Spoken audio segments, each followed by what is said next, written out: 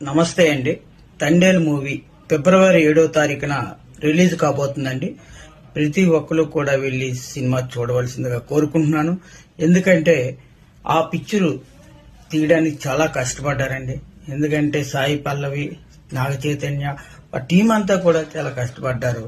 అందులోని అల్లు అరవింద్ గారు బ్యానర్ అంటే మిస్ అవ్వదండి. ఎందుకంటే మన అక్కినేని నాగార్జున గారు, అక్కినేని నాగేశ్వర గారు, అన్నపూర్ణ స్టూడియోస్ మన బ్యానర్ ఎలాగా మిస్ అవ్వదో అలాగా అల్లు అరవింద్ గారి బ్యానర్ కూడా మిస్ అవ్వదండి.